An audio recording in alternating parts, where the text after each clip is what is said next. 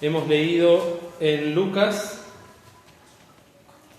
en el capítulo 5, una lectura que quizás muchos ya conocen, otros no. También recordemos que estas lecciones quedan guardadas en internet, en el YouTube de la iglesia. Entonces no sabemos realmente quién después va a escuchar, y por eso también nos encomendamos en las manos del Señor para que esta palabra pueda llegar a muchas almas. Ya se ha tenido la lectura, pero la lección de hoy es la segunda lección de esta historia o vida del apóstol Pedro que se está estudiando en la escuela dominical. Tiene como título El llamamiento. La semana pasada tuvimos la oportunidad de estudiar y de ver el encuentro con el Señor Jesús de Pedro, una experiencia que en términos literarios es muy escueta, muy cortita, los textos que se nombran, de cómo Pedro conoció al Señor Jesús, cómo se encontraron o cómo Pedro encontró al Señor Jesús. Pero lecciones muy preciosas pudimos extraer de ahí, y en el silencio de Pedro, que no se dice, no quedó registrado en la palabra de Dios qué dijo o qué pensó cuando conoció al Señor Jesús, pudimos también extraer lecciones muy preciosas. Sin embargo, la palabra de Dios nos deja en los evangelios escritos por lo menos otros dos momentos en los que Pedro tiene un encuentro también con el Señor Jesús, no ya para conocerle, porque ya lo conocía, sino que se puede decir que fueron distintos momentos en los cuales el Señor Jesús lo llama a Pedro. La lección de esta mañana justamente se llama el llamamiento. Y hay por lo menos tres momentos en la vida de Pedro en los cuales el Señor Jesús se le acerca y lo llama. La semana pasada vimos el primer momento, cuando Pedro es llamado por su hermano Andrés y que le dice: hemos conocido al Mesías, y después fueron a ver a dónde moraba el Señor y pasaron con él esa noche. Después hay otro momento que hemos leído ahora en Lucas capítulo 5, pero anterior a ese momento tenemos otro llamado del Señor Jesús, un segundo llamado, que lo podemos leer en el libro de Mateo. Si vamos a Mateo, el capítulo 4,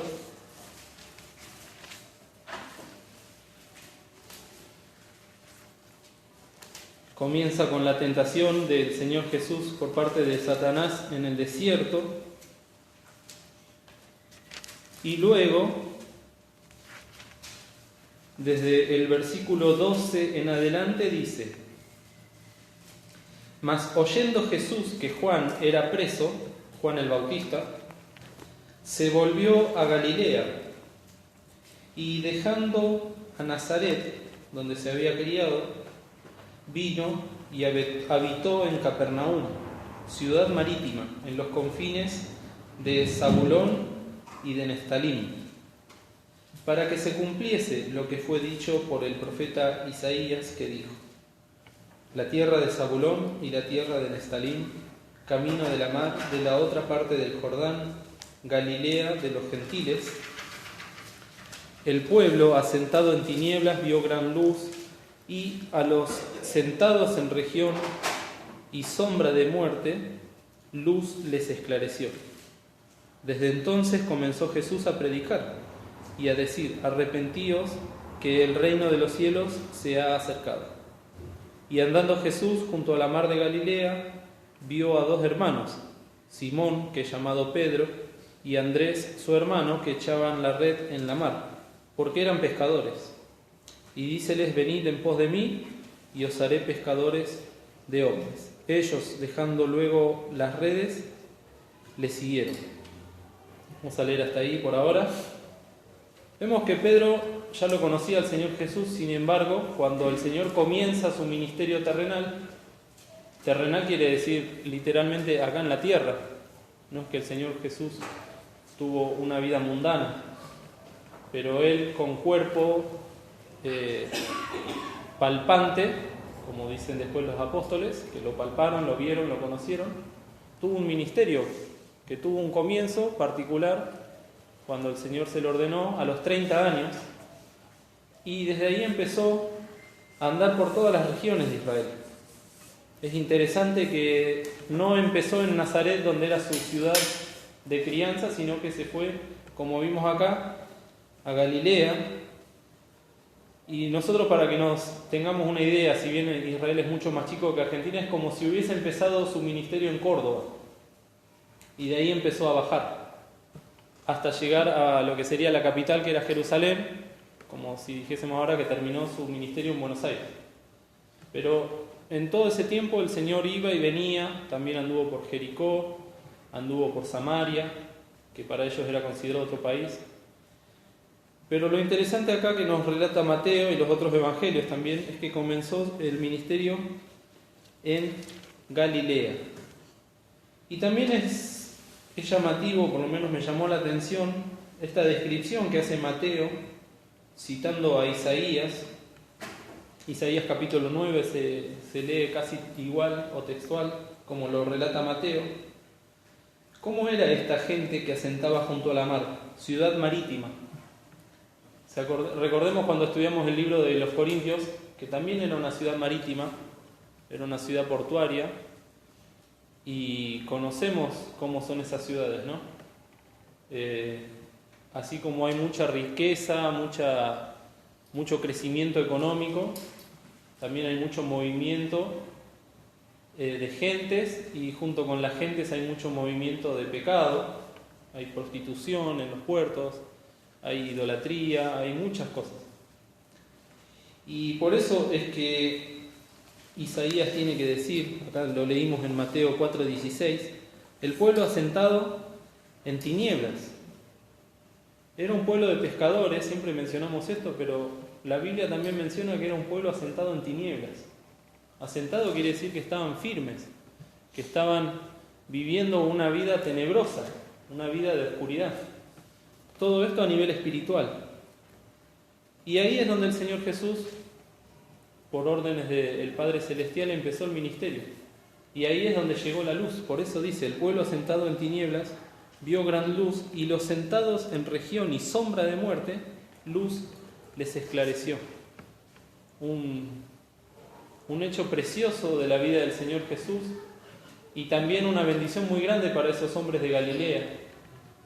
Por eso cuando comenzamos leyendo recién el capítulo 5 de Lucas, dice que la gente se amontonaba para oír la palabra de Dios. Todavía no habían empezado los grandes milagros del Señor Jesús. Él solamente estaba predicando el Evangelio y ya la gente se amontonaba, porque la necesidad que habían ellos espiritual era tan grande. Ellos mismos, al ver y a escuchar al Señor Jesús, reconocían esa condición de pobres y miserables pecadores. Y entonces había una luz, había un resplandor que estaba brillando en esa ciudad, en esos pueblos, y llamaba la atención. Una vez una hermana me dijo, respecto de los que somos hijos de Dios, nosotros somos luz en el mundo, y la gente del mundo que no tiene a Cristo es como si fuesen bichitos, y los bichitos se ven atraídos por la luz. Es así. Después, bueno, aceptan o rechazan, pero llama la atención. Y esa luz atrae, esa luz, ¿cómo? Los cautiva.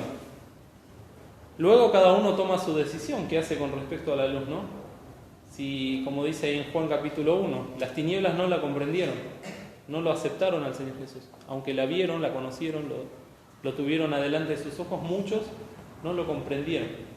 Pero otros sí. Más a los que le recibieron, dio les potestad de ser llamados hijos de Dios. Lo cierto es que entre todos estos pecadores de Galilea estaban Pedro, estaba su hermano Andrés, estaban Juan y estaban Jacobo. Y así los menciona la Biblia, ¿no?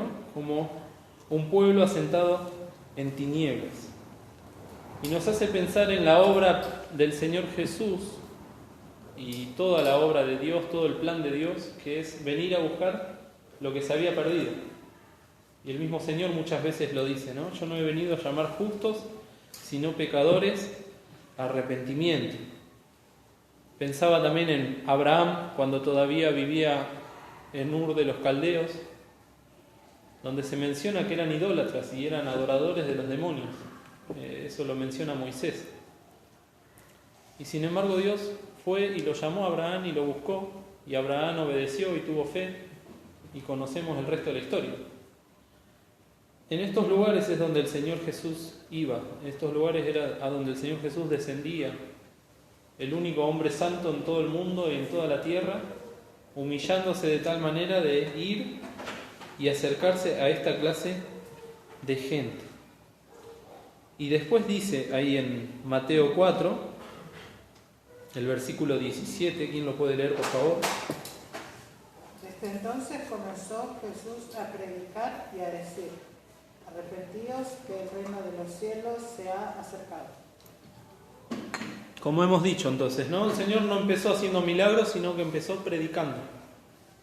La función principal del Señor y de todos sus siervos, predicar la palabra. Los milagros son métodos que el Señor utilizó para confirmar y para reafirmar que el Señor Jesús venía de parte de Dios, pero sobre todas las cosas lo que el Señor hacía era esto, predicar. Lo mismo hacía Juan el Bautista y lo mismo hicieron todos los profetas. Porque la palabra de Dios es lo que ha de salvar un alma, es la que le ha de mostrar su condición de pecadora, es la que lo ha de llevar a Cristo, lo ha de guiar a los pies del Señor. Y los profetas lo tenían bien claro y el Señor Jesús más todavía, porque Él es el Verbo hecho persona. Y el mensaje de evangelización, el mensaje del Evangelio que predicaba Cristo también, es un mensaje que no da lugar a dudas. Arrepentíos, ¿y qué más? Que el reino de los cielos se ha acercado. El mensaje de arrepentimiento es fundamental. Es un mensaje que también hoy en día está siendo muy denostado, está siendo dejado de lado por muchas congregaciones, muchos predicadores. Tienen ese miedo de ofender a las almas, ese miedo de que se les vacíe la iglesia, y se olvidan de predicar el evangelio verdadero, que es el de arrepentimiento de los pecados y fe en el Señor Jesucristo. Dos cosas necesarias, completamente y complementarias.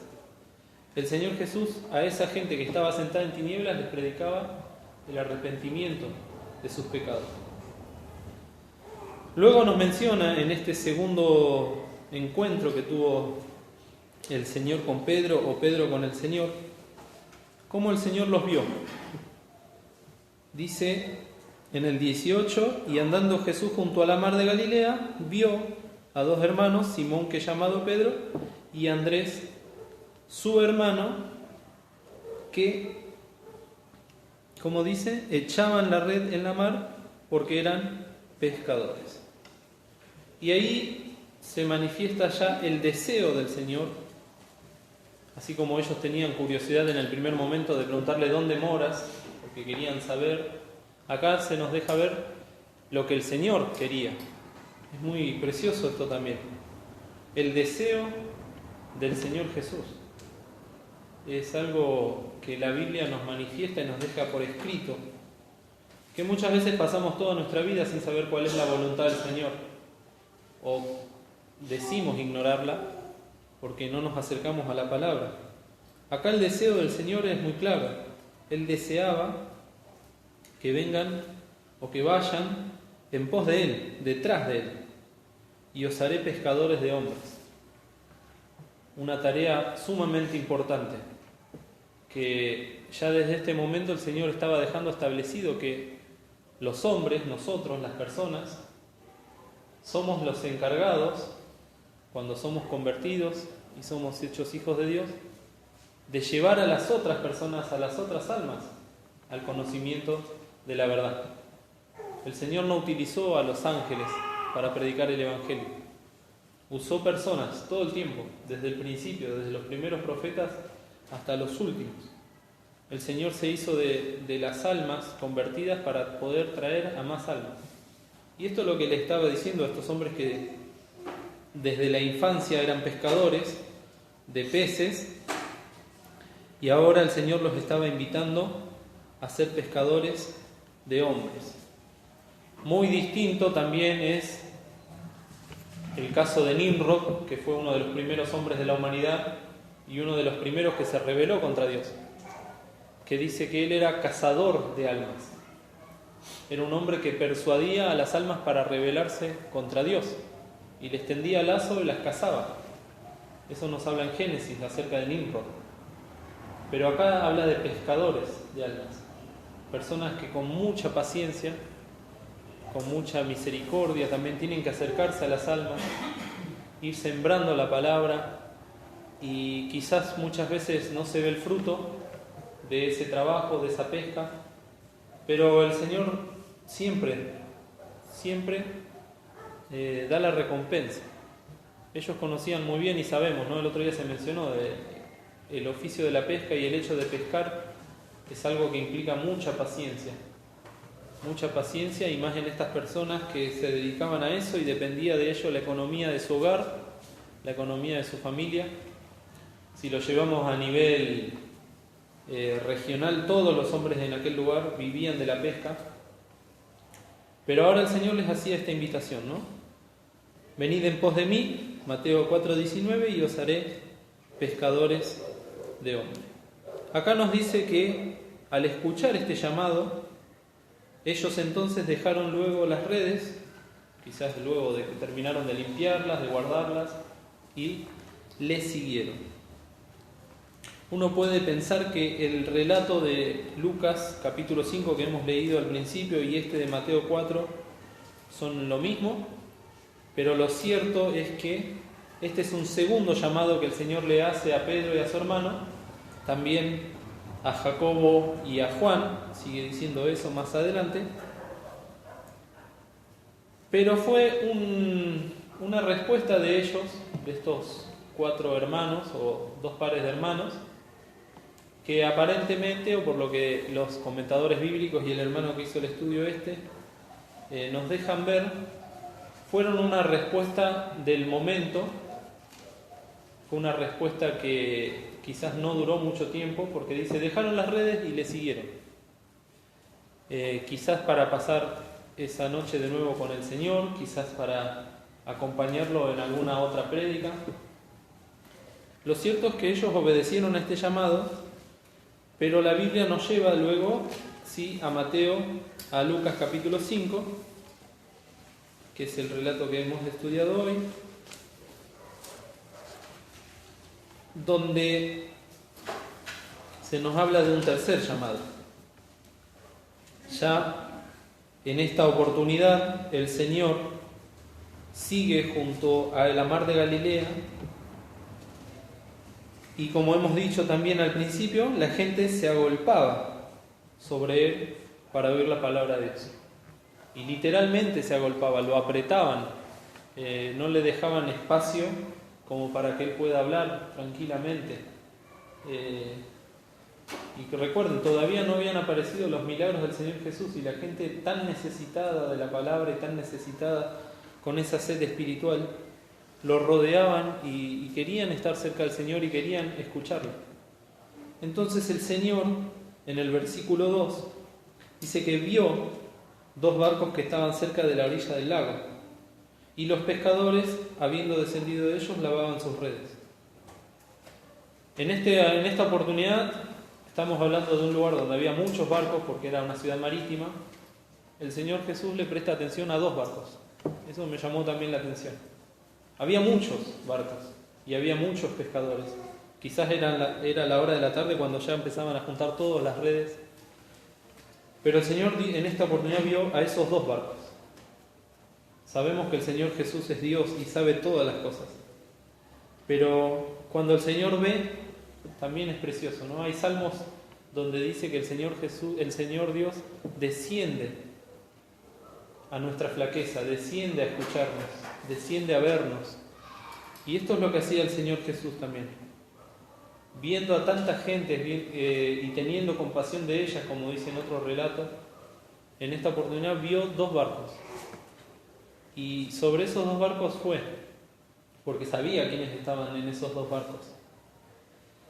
Recordaba también cuando el Señor va a Jericó y entre toda la multitud que también se agolpaba, había un hombre que se subió a un árbol para verlo. ¿Cómo se llamaba? Se llamaba Zaqueo, ¿no? Y Zaqueo se sube al árbol para ver al Señor Jesús, para conocerle, pero nos dice Lucas que el Señor Jesús, mirando, le vio a Zaqueo. Esa particularidad y esa distinción que hace la palabra de Dios de cómo el Señor Jesús, también a pesar de que nosotros muchas veces nos sentimos parte del montón, parte de la muchedumbre, Él tiene para cada uno de nosotros una atención especial. Él tiene para cada uno de nosotros una palabra especial, un trato especial. Y conoce el Señor cada una de nuestras situaciones. En este caso nos dice Lucas 5 que vio 2 barcos, habiendo muchos. Y entró particularmente en uno, Lucas 5, versículo 3. ¿De quién era el barco en el que entró? De Simón. El Señor Jesús ya lo había conocido en Juan capítulo 1. En Mateo 4 le llamó para que dejen las cosas y le sigan. Y dice que ellos dejaron, ¿qué cosa? Las redes. Dejaron su trabajo del momento y le siguieron. En esta oportunidad el Señor se tiene que ir y meter en el barco de Simón. Qué esfuerzo también del Señor y qué humillación, qué amor, todo lo que podemos decir del Señor. Porque no se quedó Él en la orillita predicando para el que se quiera acercar, y el que se acerca, y el que escucha, y el que viene, viene. Vio el barco, se acercó, entró al barco y, ¿qué dice? Le rogó que se desviase de la tierra. Le rogó. Qué precioso que es nuestro Señor, ¿no? Con cuánto amor y misericordia se nos acerca. Porque pudiendo Él, siendo el Rey de Reyes y Señor de Señores, que puede mandar con una sola palabra que bajen 12 legiones de ángeles, por ejemplo, para combatir por Él, o puede hacer que la tierra desaparezca con todos sus habitantes, se acerca a Pedro, se asienta a su barco y le ruega. Me hace acordar también, más adelante lo hemos de estudiar, cuando el Señor le lava los pies a sus discípulos. Y Pedro estaba sorprendido: Señor, ¿tú me lavas los pies? En este caso el Señor le ruega a Pedro. En Romanos 12 dice: no os ruego por las misericordias de Dios. Siempre el Señor está rogando, siempre está llamando. Y siempre lo hace de manera particular. Si bien la palabra se da de manera general, está esta virtud que tiene la palabra de Dios de que a cada corazón en particular llama, a cada particular le habla, a cada corazón lo insta y le ruega. En este caso le hizo un ruego muy particular, que lo desviase de tierra un poco. Y allí se sentó el Señor y enseñaba desde el barco a la gente.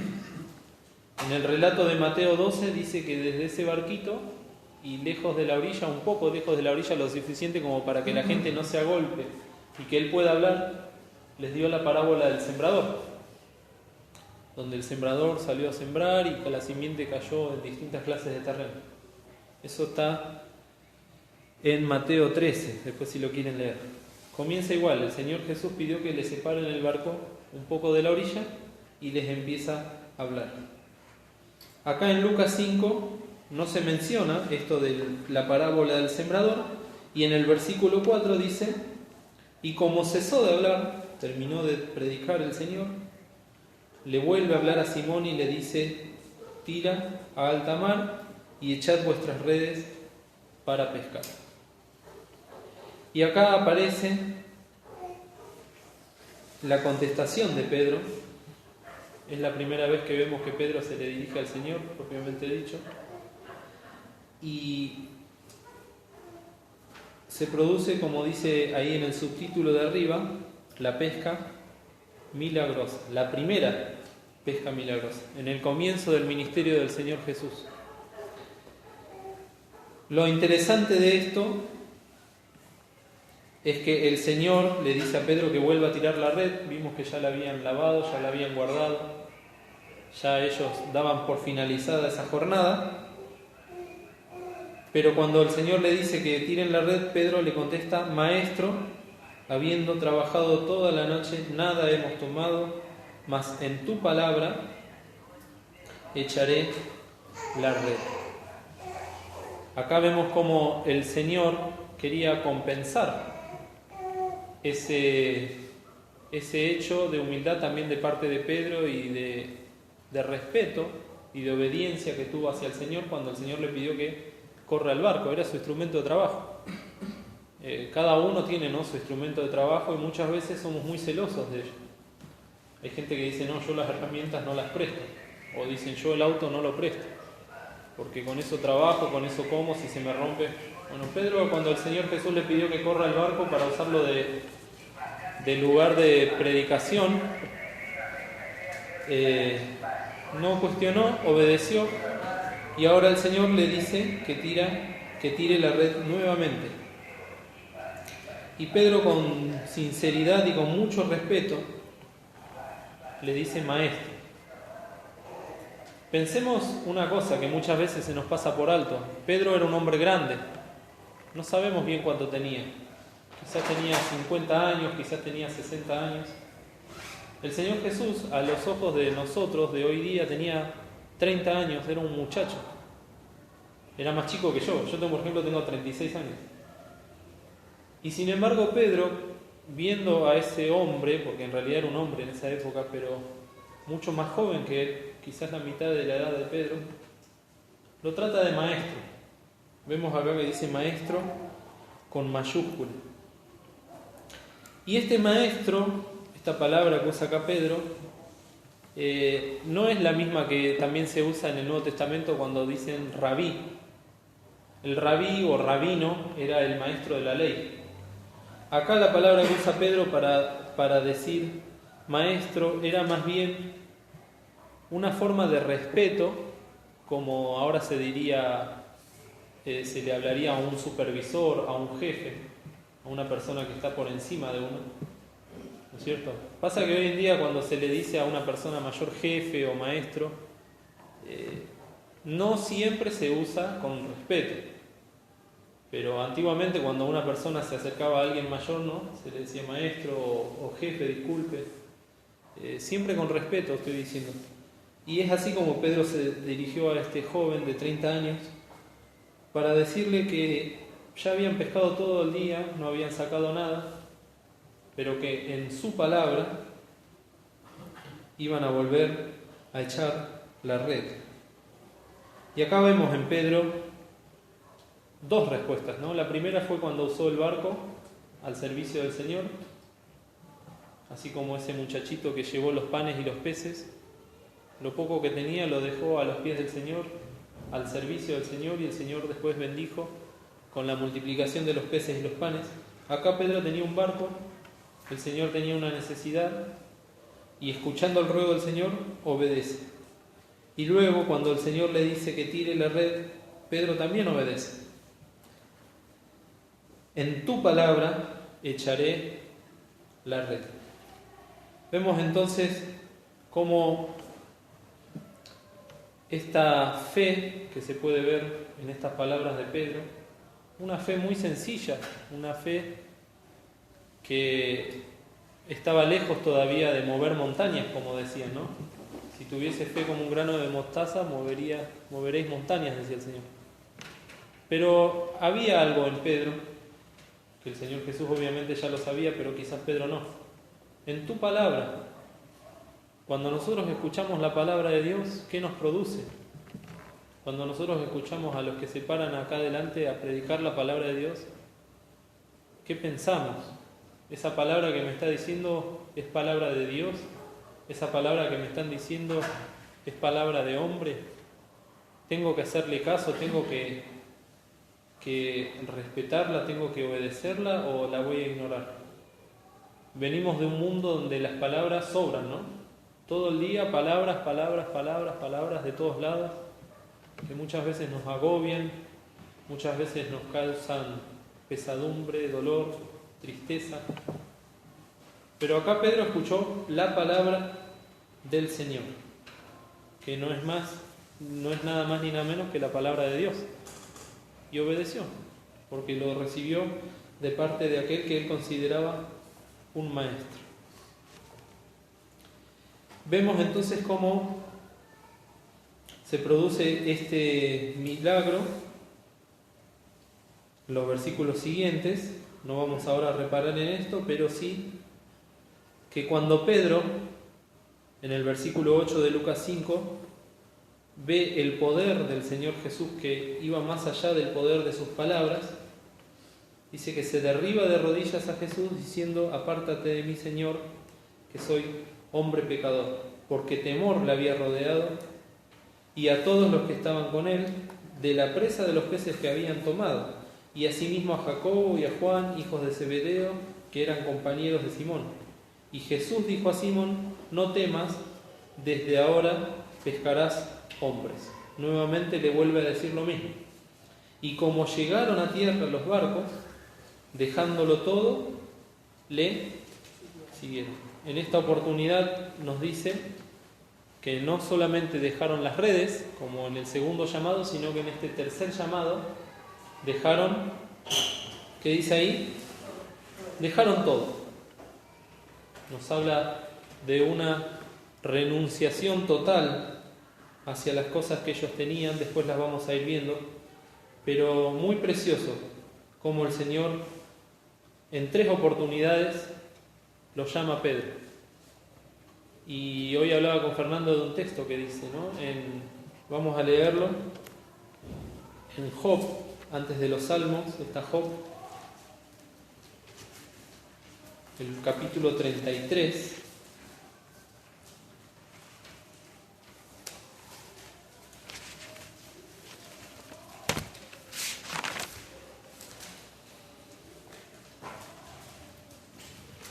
El versículo 14 dice: sin embargo, página 561. El versículo 14 de Job 33 dice: sin embargo, en una o en 2 maneras habla Dios, mas el hombre no entiende. Y en el versículo 29 dice: he aquí, todas estas cosas hace Dios 2 y 3 veces con el hombre. ¿Cuántas veces el Señor a nosotros nos llamó? Yo creo que a mí me viene llamando desde que tengo memoria, ¿no? Y cuántas veces yo le dije: sí, Señor, voy a dejar todo, te voy a seguir, o voy a dejar lo que estoy haciendo y te voy a seguir. Y el Señor sigue llamando y sigue llamando. A Pedro hasta ahora lo llamó 3 veces. Y Pedro siempre volvía a lo mismo, que es algo lícito, porque era su trabajo, era con lo que mantenía su hogar. No había nada de malo en la pesca en sí. Pero el Señor quería que Pedro sea otra cosa. Primero cuando le cambia el nombre y le dice que era Simón y lo llama Pedro, porque el Señor tenía planes para él, tenía un deseo muy, muy firme. Ahora, el Señor sabía lo que quería para Pedro, pero Pedro todavía no sabía lo que el Señor quería para él. Y entonces el Señor sigue llamando. Hay un 4º llamado del Señor a Pedro al final de su ministerio terrenal, que lo podemos leer en Juan, capítulo 21, está finalizando los evangelios. Juan capítulo 21.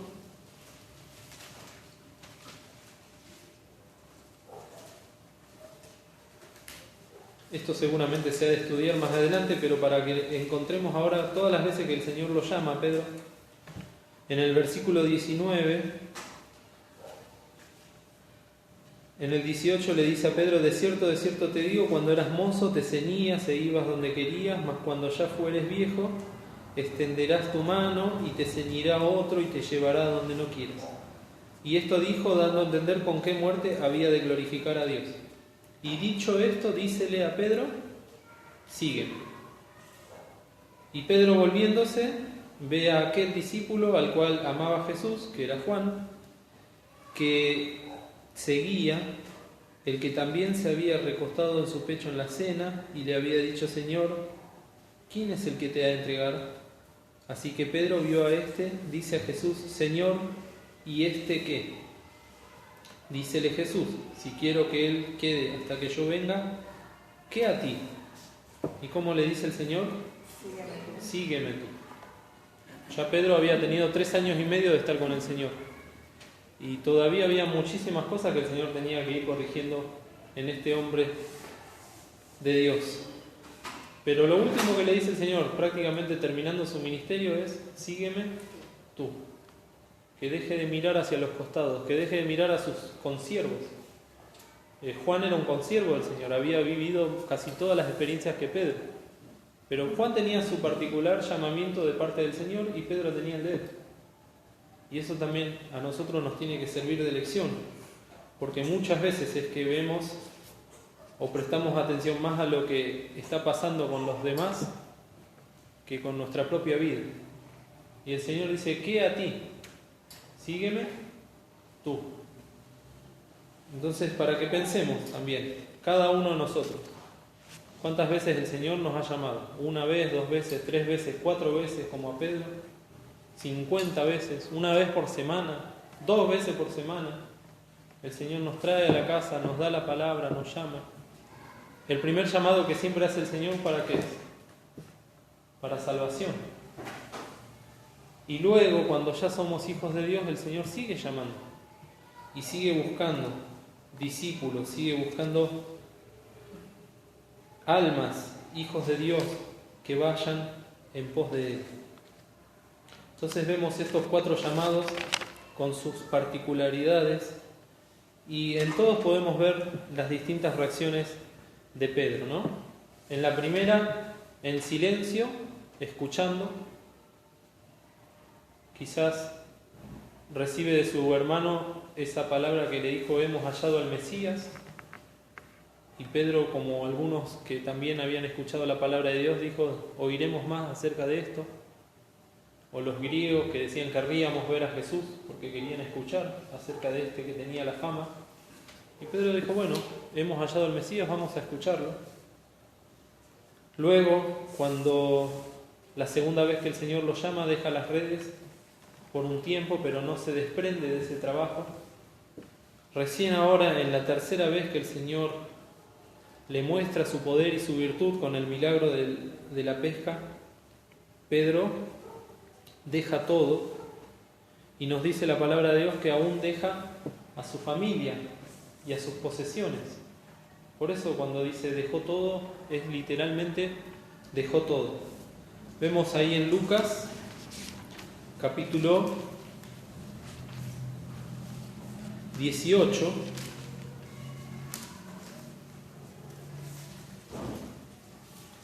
el versículo 28.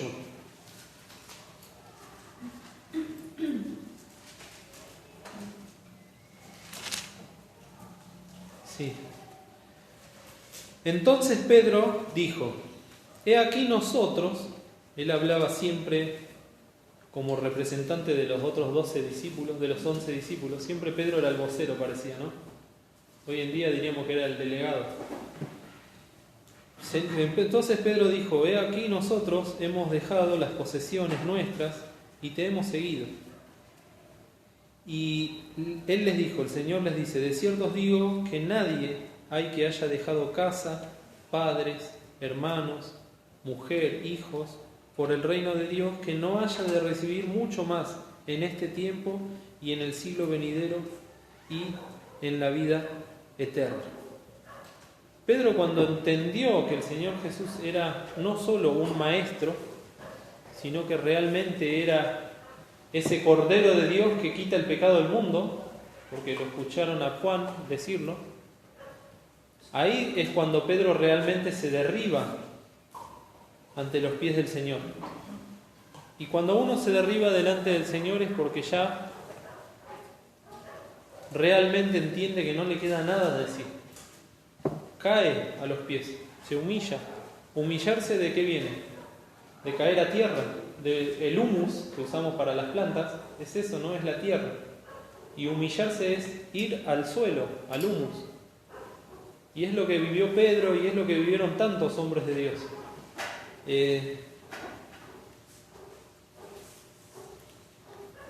Incluso los otros discípulos, cuando lo reconocieron al Señor, por ejemplo Natanael al principio, cuando el Señor le dice lo de la higuera, le dice, no, realmente conozco que eres el Rey de Reyes, le dice, y todo porque te vi debajo de la higuera creíste. Ya Natanael al principio ya lo reconoce al Señor como tal.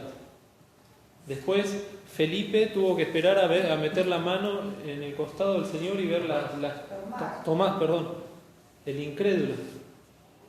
Y recién ahí Tomás se convierte y dice, Señor mío, Dios mío. Cada uno en su experiencia, son cosas muy particulares de cada uno de los discípulos. Después vemos en Daniel, cuando estuvo delante de la presencia del Señor, que cayó como muerto Daniel, a los pies del Señor. Juan en el libro de Apocalipsis, cuando es llevado en esa visión y le ve al Señor también, cae como muerto delante del Señor. El Señor viene y lo levanta, le dice, no temas. Pero la reacción, cuando realmente conocemos al Señor, en nuestras vidas tiene que ser esa, y nos tiene que hacer pensar también. Si yo todavía estoy paradito, como un muñequito, como un soldadito, delante del Señor, y su palabra no me llega, y esta experiencia genuina de caer derribado a los pies del Señor no me llegó, tengo que dudar aún de mi salvación y de mi experiencia con el Señor, porque no hay nadie que pueda estar delante del Señor en pie, por lo menos que crea que puede estar delante del Señor en pie hay muchos, pero todos han de caer, y toda alma y toda rodilla se ha de doblar delante del Señor. Y esa es la reacción natural que debemos tener delante del Señor. Hoy en día se usan mucho las caricaturas y eslogans para hablar de las cosas del Señor. A mí me parece que eso no corresponde porque es una falta de respeto. Y he visto muchas veces en internet y en los estados WhatsApp alguien que cuando lo ve al Señor corre a abrazarlo, ¿no? Del cuello. Que puede ser muy tierna la imagen y conmovedora, pero realmente entiendo yo, por lo que deja la palabra de Dios revelada, que cuando nosotros estemos delante del Señor, nuestra reacción va a ser la misma que la de estos hombres, caer al piso, porque vamos a reconocer no solo lo pecadores que somos, sino lo grandioso que es el Señor Jesús, lo misericordioso que es, y todo el amor que nos tuvo para dar su vida por nosotros. Y eso es lo que le pasó a Pedro, ahí en el barco. Y le dijo, apártate de mí, que soy hombre pecador. La primera reacción fue la de reconocerse pecador, la segunda es reconocer la santidad del Señor, la divinidad del Señor. No estaba delante de un hombre más. Al principio le dijo maestro como una forma respetuosa, pero cuando lo vio ahí, Señor, apártate de mí, ya lo reconoció como su Dios y Salvador. Y eso es lo que necesitamos cada uno de nosotros. Sabemos que el Señor es importante, pero el Señor está esperando que caigamos de rodillas delante de Él. Y ahí es cuando empieza el verdadero llamado al Señor, y que ellos lo obedecieron. En el caso de Pedro, de Juan, de Jacobo, de Andrés, tuvieron un llamado muy particular que fue el del apostolado. Ellos no solo que eran discípulos del Señor Jesús, un discípulo quiere decir un alumno, un seguidor. La Biblia en los Evangelios nos relata que hubo muchísimos seguidores, miles de discípulos. Pero particularmente el Señor llama a 12 de esos discípulos para que sean sus apóstoles. El apostolado terminó cuando muere Juan, ahí en la isla de Patmos, cuando termina de escribir el Apocalipsis y primera, segunda y tercera Juan. Ahí él fue el último apóstol. Pero en todos los casos siempre el Señor Jesús llamaba a las almas a que se arrepientan, a las almas a que se conviertan, y muchos se han salvado gracias a esta predicación. Pero el Señor Jesús siguió llamando, y en este caso para que sean sus discípulos. Y el hermano que hizo estos libretos dice que en todos esos llamados el Señor Jesús dejaba bien en claro algo que se denomina la ley del discipulado. ¿Cuál es la ley del discipulado? Podemos leerlo en Lucas 9, capítulo 23 y 24. Lucas 9, versículos 23 y 24. ¿Quién lo puede leer, por favor? Y decía a todos: si alguno quiere venir en pos de mí, niéguese a sí mismo y tome su cruz cada día y sígame. Porque cualquiera que quisiere salvar su vida la perderá, y cualquiera que perdiere su vida por causa de mí, éste la salvará.